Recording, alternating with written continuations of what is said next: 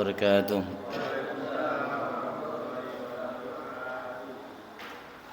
Bismillahirrahmanirrahim.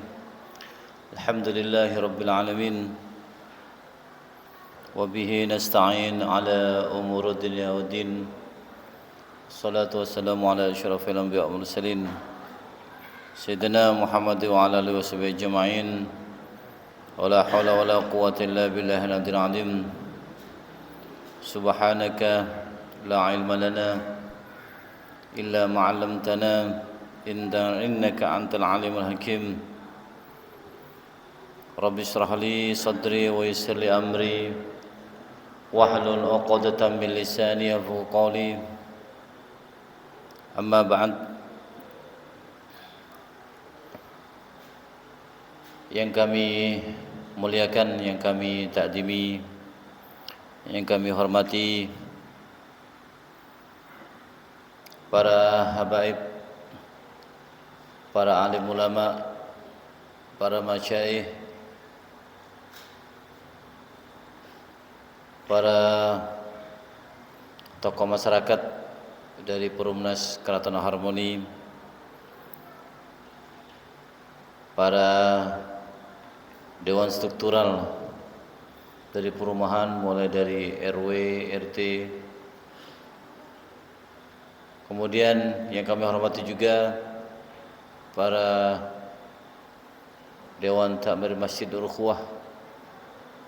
Wabil khusus yang hadir alhamdulillah Ketua Takmir Pak Otong, terus kemudian para struktur yang lain, dan juga wabil khusus untuk tim media Bapak Didi Faisal. Ini bika Allah Subhanahu wa taala, para hadirin jamaah rutin dari majelis mingguan yang sudah alhamdulillah sudah lama dimulai kegiatan ini. Para bapak, para ibu, adik-adik sekalian, wabil khusus para pendengar yang diberikan Allah Subhanahu wa taala. Alhamdulillah, di malam hari ini kita bersyukur kepada Allah Subhanahu wa taala atas nikmat yang Allah berikan kepada kita, yang sangat bisa kita rasakan. Nikmat yang Allah berikan kepada kita adalah nikmat sehat wal afiat, adalah nikmat penting dalam kehidupan ini. Karena kalau kita sakit, maka aktivitas kita akan pasti berkurang, tidak seperti sedia kala. Apalagi nikmat sehat juga utama, menjadi penentu kita untuk bisa beribadah dengan baik dan sempurna. Walaupun sakit, juga ada beberapa sahabat tetap menginginkan ketika dia sakit tidak berobat. Apa alasannya? Karena kata sahabat, sakit ini seperti disampaikan oleh Nabi, bisa mengurangi dosa. Karena setiap panas yang didera, panas yang diderita, sakit yang diderita, itu merupakan ampunan dari Allah Subhanahu wa taala. Intinya yang penting sabar, tetap menjalani takdir itu dengan baik. Tapi Nabi juga tetap menyarankan kepada kita, kalaupun sakit berobat.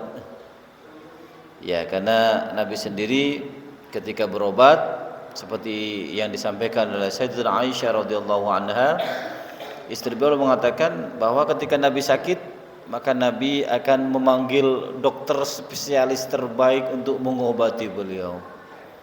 Maka tidak heran ketika Nabi sudah meninggal, banyak para sahabat datang ke Sayyidatina Aisyah.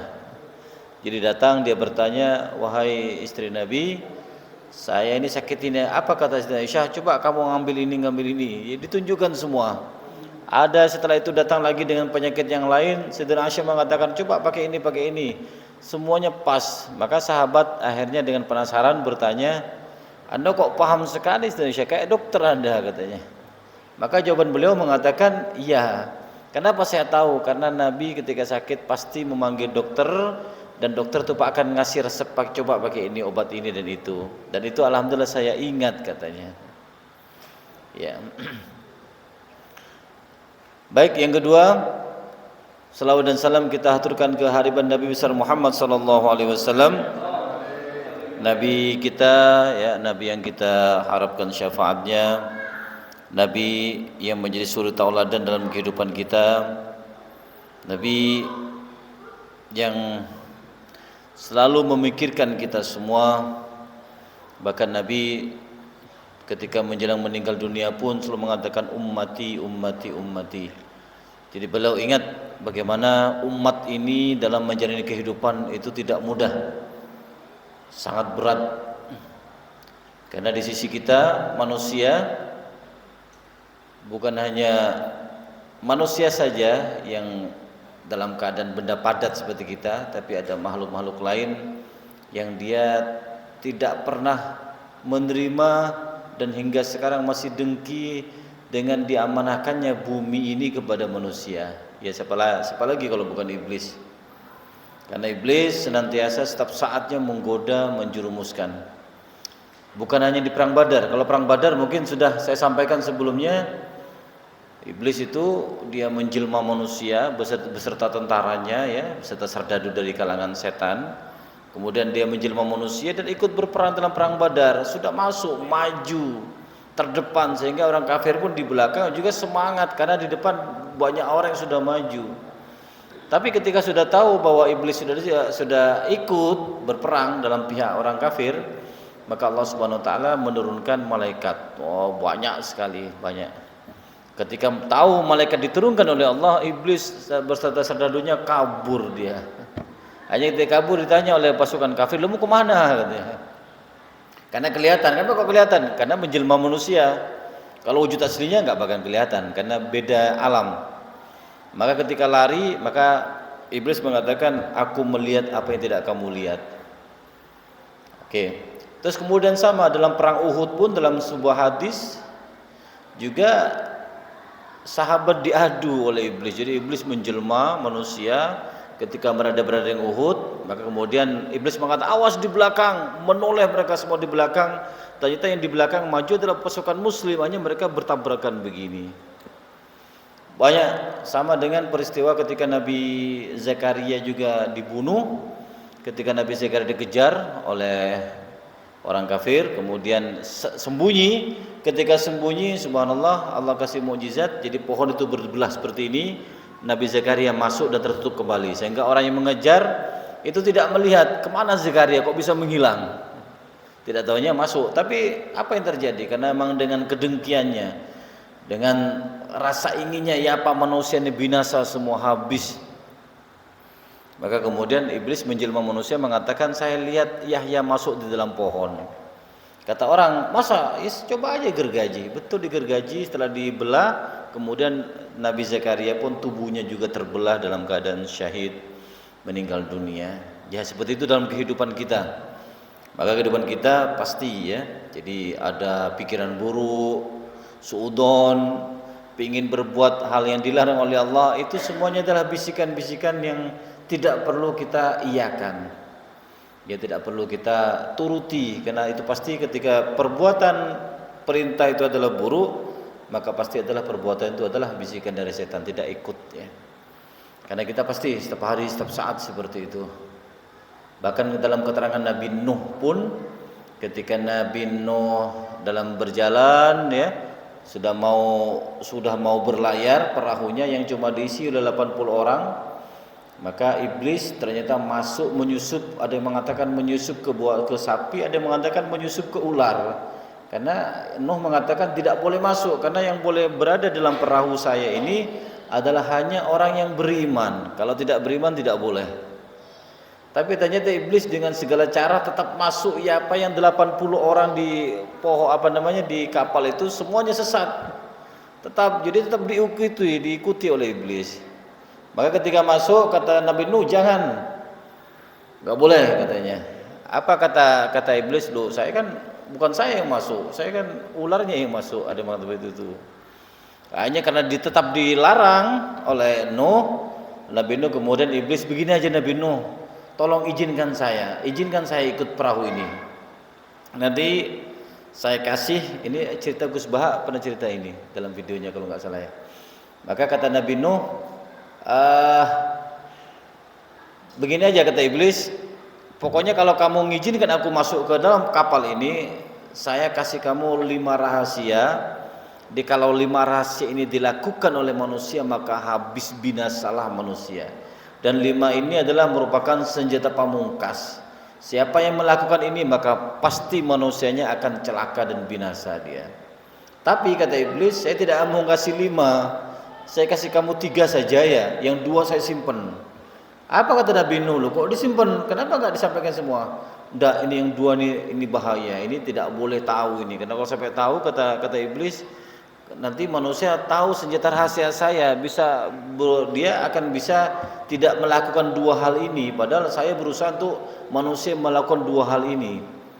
Hanya iblis, Jibril turun, kemudian menyampaikan Nabi Nuh sampaikan kepada iblis, minta yang 2 saja, biarkan yang 3 itu sudah.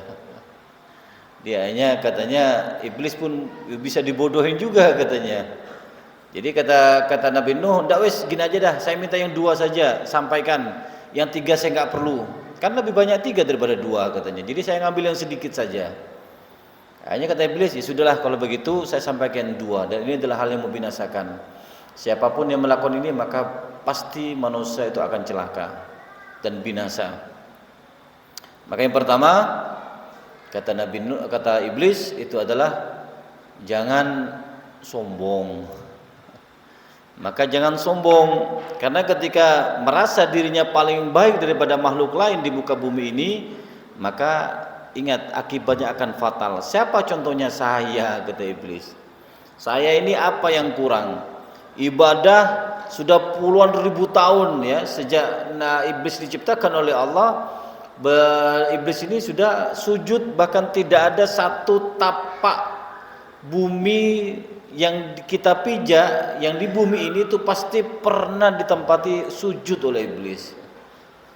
Saking hebatnya ibadahnya iblis, sehingga iblis ketika hebat beribadah terus kemudian amalannya baik, oleh Allah diangkat, diberikan tempat di langit bersama para malaikat.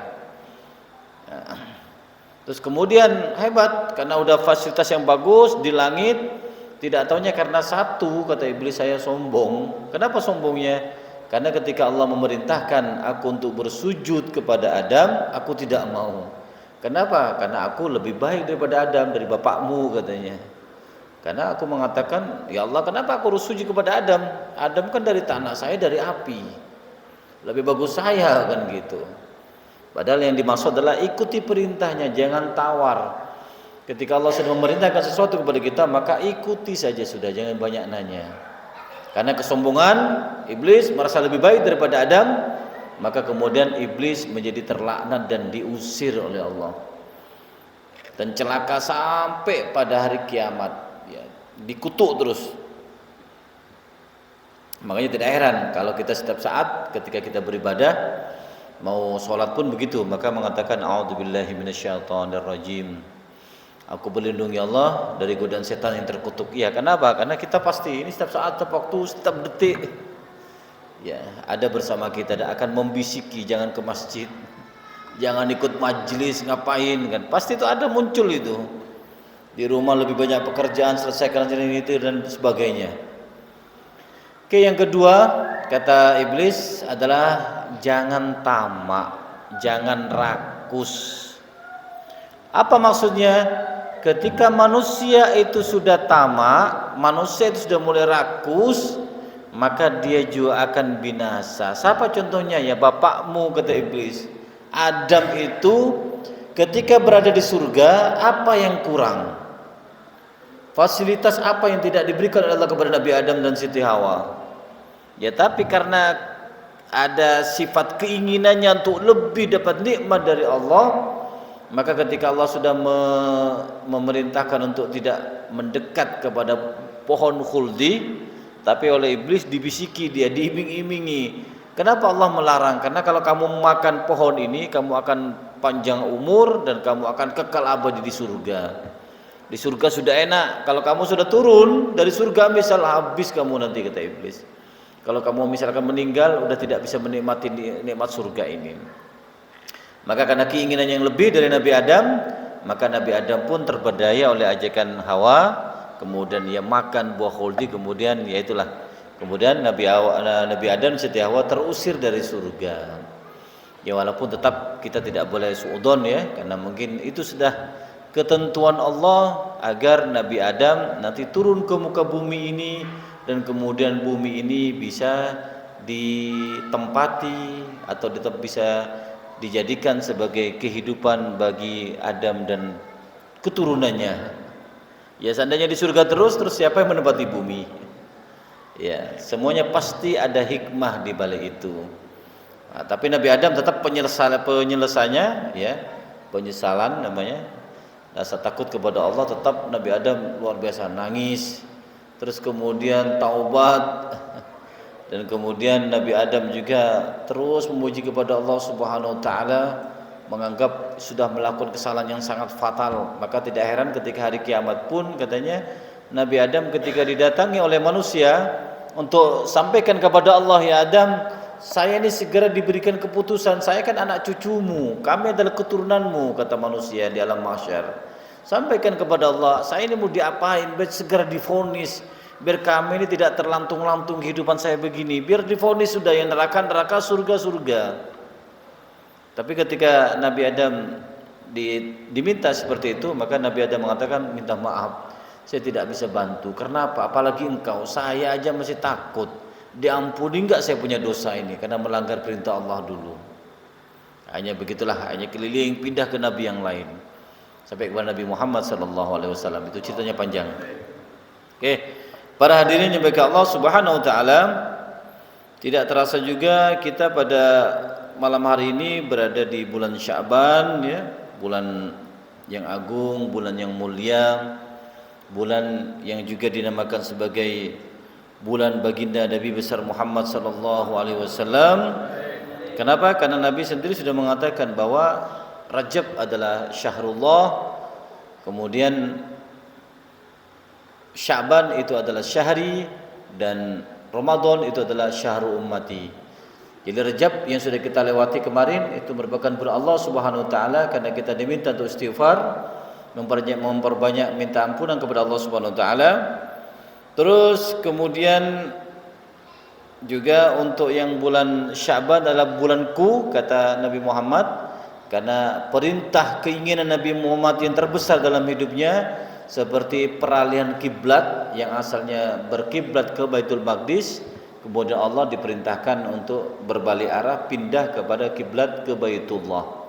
Itu adalah keinginan Nabi Muhammad. Yang kedua juga sama, adalah kenapa dinamakan sebagai syahri, kata Nabi, karena bulan tentang salawat kepada Rasulullah sallallahu alaihi wasallam juga turun pada bulan Sya'ban. Innallaha wa malaikatahu yusholluna 'alan nabiyyi alladzina amanu shallu 'alaihi wa sallimu taslima. Itu juga turun pada bulan Sya'ban. Maka tidak heran kalau Nabi mengatakan Sya'ban itu adalah syahri ya. Dan Ramadan itu merupakan syahru ummati. Kenapa? Karena itu adalah spesial, bulan yang khusus dijadikan oleh Allah Subhanahu wa taala untuk kita umat Nabi besar Muhammad. Ya, jadi pahala yang akan terus mengalir berkali lipat, lebih dari 700 kali lipat dan sebagainya. Insyaallah. Baik para jamaah yang dirahmati Allah Subhanahu wa taala, juga tidak terasa juga kita kapan ya? Mungkin Senin malam Selasa ya. Senin malam Selasa kita akan melaksanakan atau memasuki namanya nisfu Sya'ban. Gak tahu kapan di sini rencananya. Senin malam Selasa apa Selasa malam Rabu? Oh, Selasa malam Rabu ya. Kalau saya lihat di digital Falak Sidogiri Senin malam Selasa, berarti Selasa malam Rabu. Kalau ikut itu ya. Yang Falak apa? Falak ya NU ya. Kalau lihat tanggalnya. Ya insyaallah. Ya, yang jelas ketika pada malam nisfu Sya'ban ini Allah juga memberikan keistimewaan kepada kita, dan semoga kita bisa melaksanakan dengan baik, karena nisfu Sya'ban adalah di antara 5 malam yang Allah tidak akan menolak permintaan hambanya. 5 di antaranya adalah tanggal 1 bulan Rajab kemarin ya. Terus kemudian nisfu Sya'ban, malam Lailatul Fitri, malam Lailatul Adha, malam Jumat. Ini merupakan 5 malam yang Allah jadikan malam itu adalah malam terkabulkannya doa. Maka insyaallah karena nisfu Sya'ban merupakan di antara malam mustajabud doa, maka kita senantiasa memohon kepada Allah Subhanahu wa taala kesempatan malam nisfu Sya'ban digunakan untuk memperbanyak mohon kepada Allah Subhanahu wa taala. Karena kehajat kita kan banyak, bukan hanya hajat pribadi, tapi untuk hajat keturunan kita. Karena kalau kita berdoa kepada Allah sejak sekarang, maka Allah akan jaga keturunan kita semuanya. Sebagaimana Imran juga berdoa untuk keturunannya supaya terhindar dari godaan setan, maka keturunannya Maryam juga punya putra namanya Isa. Maka keduanya oleh Allah Subhanahu wa taala sejak lahir pun dijaga oleh Allah Subhanahu wa taala. Bagaimana Allah cara menjaganya? Nampak, karena kata Nabi. Nabi mengatakan semua orang yang lahir itu, bayi yang lahir itu kan pasti menangis karena dicengkram oleh setan. Dipegang perutnya, ini mangsaku. Jadi setan sudah rebutan untuk jadikan ini adalah mangsa. Biar aku yang menggoda akan menyesatkannya. Kecuali kata Nabi 2, yaitu Maryam dan Nabi Isa. Kenapa? Karena Imran bapaknya Maryam, abahnya Siti Maryam sudah berdoa agar keturunannya dijauhkan atau dijaga oleh Allah dari godaan setan. Dan alhamdulillah dua-duanya sejak lahir sudah dijaga oleh Allah. Sama dengan kita, kalau kita mohon kepada Allah sebanyak-banyaknya, maka insyaallah niscaya keturunan kita juga akan dijaga oleh Allah. Terus kemudian pada malam nisfu Sya'ban ini diantaranya adalah perpindahan atau pergantian amal. Maka ketika Nabi ditanya, kenapa Rasulullah engkau berpuasa pada bulan Sya'ban ini? Iya, karena pada bulan Sya'ban diangkatnya, diberikannya amal catatan manusia kepada Allah Subhanahu wa taala. Maka aku pingin ketika catatanku diberikan kepada Allah, aku dalam keadaan berpuasa. Sama dengan Nabi berpuasa hari Kamis juga seperti itu. Kenapa ditanya? Karena laporan manusia kepada Allah yang diberikan catatan manusia kepada Allah itu ada laporan mingguan, ada laporan harian, ada laporan mingguan, ada laporan tahunan. Kalau harian, malaikat itu yang menjaga manusia, kan manusia semuanya dijaga oleh malaikat. Ada 2, berarti ada 4, 2 yang jaga.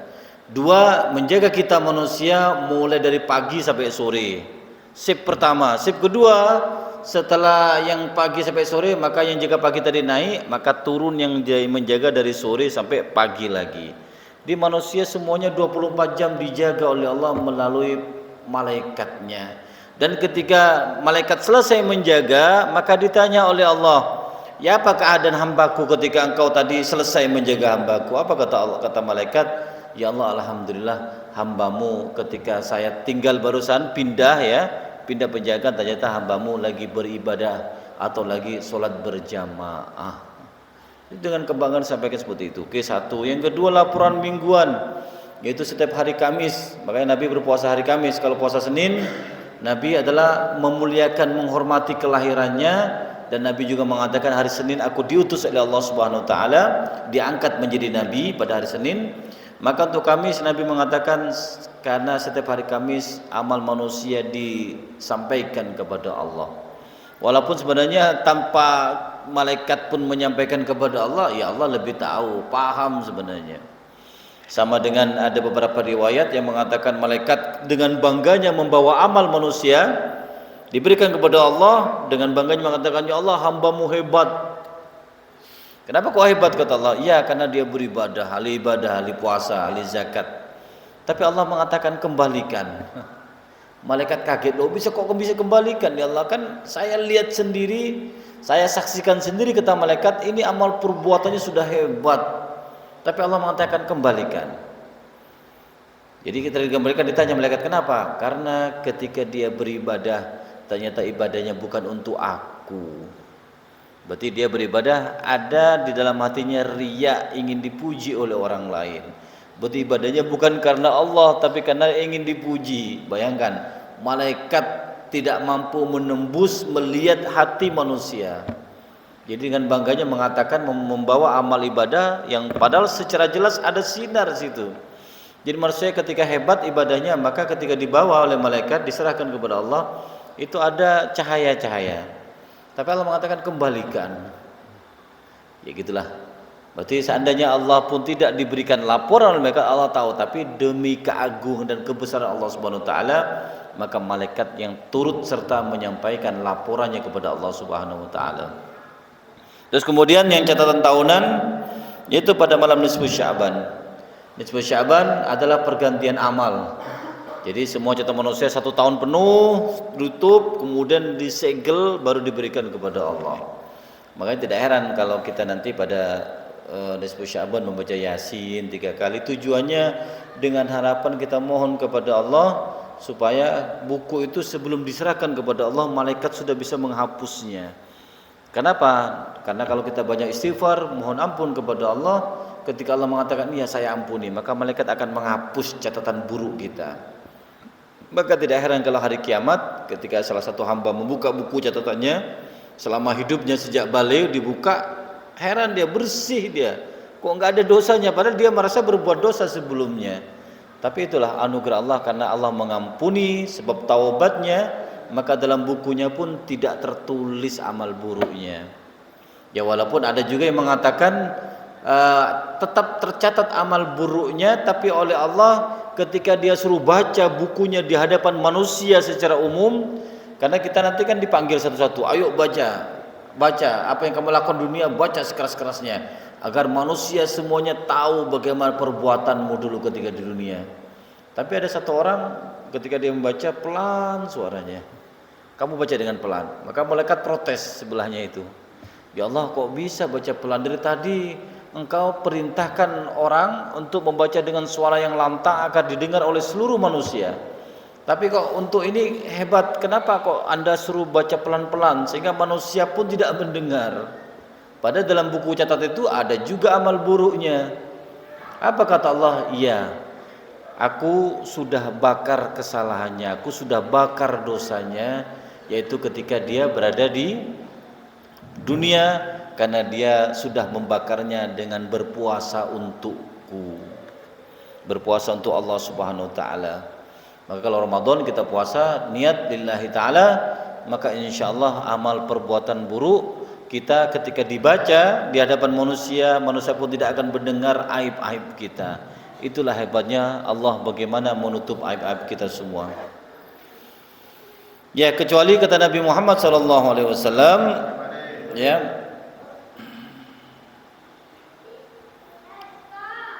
yattali Allahu ila khalqihi lailatan nisfi min Sya'ban fayughfiru li jami' khalqihi illa lil musyrikin aw musyahin. Jadi pada malam nisfu Sya'ban Allah Subhanahu wa taala memandang, melihat makhluknya, dilihat semua pas satu-satu, lihat begini. Kemudian kata Allah Subhanahu wa taala, kata Nabi, ya, Allah akan memberikan ampunan ke semuanya makhluk yang dilihatnya. Insyaallah, aku ampuni kamu, begitu Allah.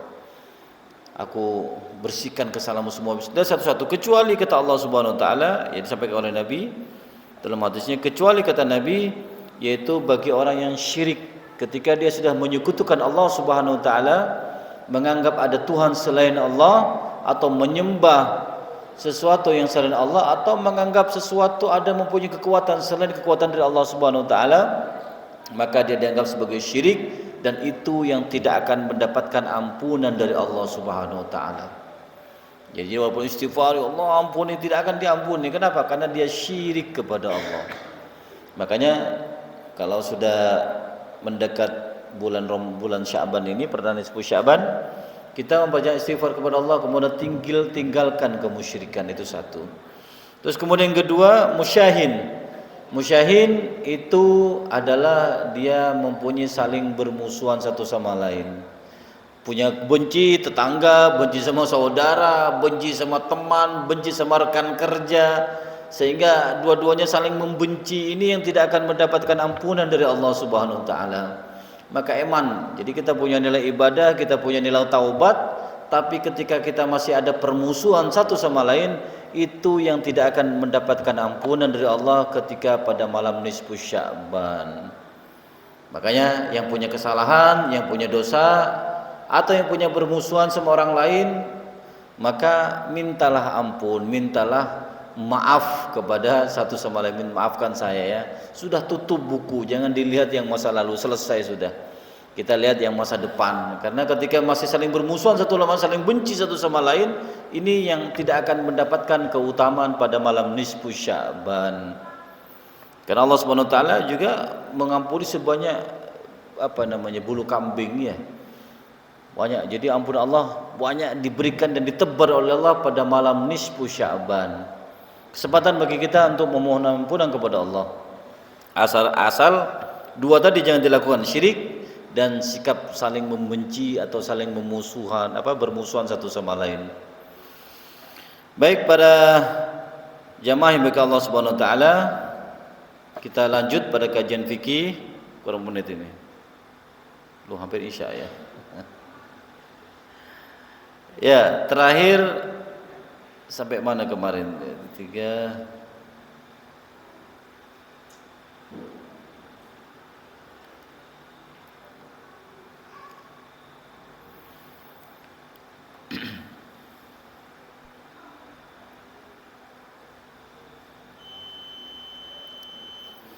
Ya, kita tutup ini dengan satu keutamaan yang dipakai adalah adakah dalil mengangkat tangan ketika berdoa.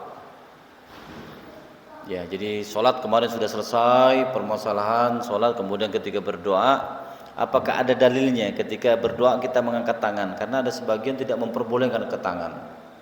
Ada sebagian pendapat ngapain begini, nggak usah gitu. Tapi ternyata di sini disampaikan ada dalilnya.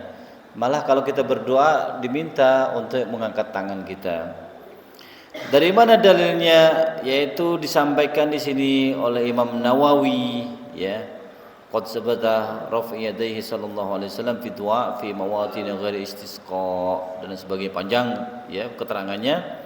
Maksudnya di sini disebutkan bahwa Rasulullah SAW mengangkat kedua tangannya ketika berdoa di berbagai kesempatan, bukan pada saat sholat istisqa saja. Kalau yang orang dipahami dikiranya hanya istisqa berdoa begini Nabi mengangkat tangan, tapi ternyata di setiap kesempatan Nabi itu mengangkat kedua tangannya ketika memohon dan berdoa kepada Allah Subhanahu wa taala. Terlalu banyak kata Imam Nawawi, sampai dihitung pun tidak bisa, saking banyaknya bagaimana beberapa peristiwa Nabi selalu mengangkat tangannya ketika berdoa. Bahkan kalau dikumpulkan katanya ada 30 hadis dari Sahih Bukhari. Ya. Terus kemudian dalam diantaranya hadis itu mengatakan inna rabbakum. Di sini di dalam hadis yang panjang dalam hadisnya disampaikan bahwa sesungguhnya kata Nabi Muhammad, Tuhan kamu itu hayyun karimun, adalah zat yang maha hidup dan maha mulia. Yastahyi ya min abdihi idza rafa'a yadayhi ilaihi ayurduhuma sufran. Jadi sampaikan di sini bahwa sesungguhnya Tuhan kamu maha hidup dan maha mulia, ia malu kepada hambanya apabila hamba itu mengangkat kedua tangannya kepadanya ya, kemudian lalu menolaknya dalam keadaan kosong. Kalau kita udah begini, mohon ya Allah begini mengangkat tangan, maka Allah sebenarnya malu kalau Allah tidak memberikan permintaan dari hambanya.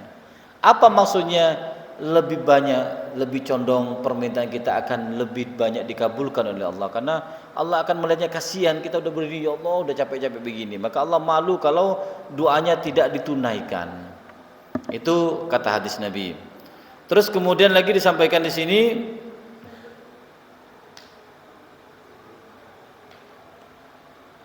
tapi memang ada sekelompok orang yang melarang untuk berdoa angkat tangan, karena memang ada keterangan dari hadis yang mengatakan Rasulullah tidak mengangkat kedua tangannya dalam doanya kecuali pada doa setelah pada doa istisqa, hanya doa istisqa saja katanya.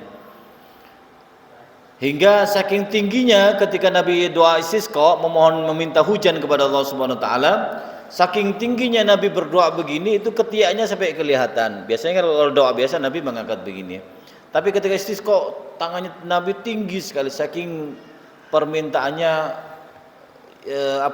agar lebih dikabulkan oleh Allah. Ya, ada yang mengatakan seperti itu. Ya, tapi ternyata tidak bisa begitu. Tetap ada dilihat hadis-hadis lain yang menceritakan bagaimana Nabi mengangkat kedua tangannya selain permintaan pada minta hujan kepada Allah Subhanahu wa taala. Ya. Baik, disampaikan lagi di sini terakhir. Pada saat perang Badar, Rasulullah SAW melihat kepada kaum musyrikin, jumlahnya mereka ada 1.000 orang dalam keterangan ini. Sedangkan sahabat Rasulullah ini cuma ada 319 orang. Jadi 319 melawan 1.000 dari orang kafir. Ini dalam keterangan Umar bin Khattab. Terus kemudian maka Rasulullah SAW menghadap kiblat. Kemudian Rasulullah menengadahkan kedua tangannya diangkat oleh Nabi. Kemudian berdoa kepada Allah, ya Allah, tunaikanlah untukku apa yang telah Engkau janjikan kepadaku. Ya Allah, berikan apa yang telah Engkau janjikan kepadaku. Ya Allah, jika pasukan kaum muslimin ini binasa, Engkau tidak akan disembah di atas bumi. Rasulullah terus berdoa kepada Tuhannya dengan menengadahkan kedua tangannya menghadap kiblat hingga selendangnya jatuh dari kedua bahunya. Nabi pakai selendang, pakai apa namanya, surban ya. Sampai Nabi saking khusyuknya ketika selendang itu jatuh, Nabi tidak bukan tidak merasa ya, pokoknya dia tetap sampai jatuh begini saking lamanya berdoa. Ya, terus tangannya terus ditengadahkan kepada Allah Subhanahu wa taala. Maka Abu Bakar datang mengambil selendang itu dan meletakkannya di atas bahu Rasulullah. Karena jatuh diambil, dipasang lagi, ditaruh lagi di kedua bahunya Nabi. Demikian munajatmu kepada Tuhanmu, wahai Nabi utusan Allah. Demikian munajatmu kepada Tuhanmu, sungguh Ia akan menunaikan untukmu apa yang telah Ia janjikan. Maka Allah pun menurunkan ayat yang mengatakan, tastaghisuna rabbakum fastajaba lakum anni mumiddukum bi'alfi minal malaikah murdifin. Maka Allah mengatakan kepada Nabi Muhammad, langsung turun wahyu disampaikan kepada Nabi mengatakan, ingatlah ketika kamu memohon pertolongan kepada Tuhanmu. Ketika Nabi meminta Allah berdoa kepada Allah, maka Allah perkenankan bagimu. Jadi Allah itu menunaikan doanya Nabi. Sungguhnya kata Allah, aku akan mendatangkan bala bantuan kepada kamu dengan 1.000 malaikat yang datang berturut-turut.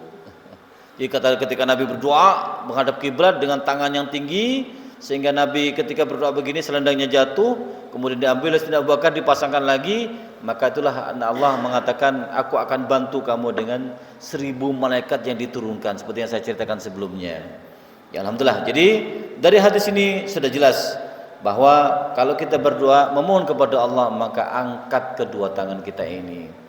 Ya, demikian ya pada hadirin bagi Allah Subhanahu wa taala yang bisa kami sampaikan dalam kajian pada minggu hari ini, pada Sabtu malam hari ini.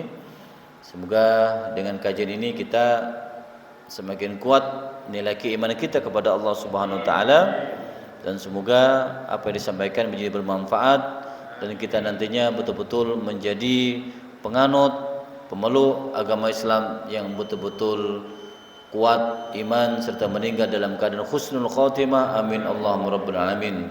Demikian bisa kami sampaikan, kurang lebihnya minta maaf. Assalamualaikum warahmatullahi wabarakatuh.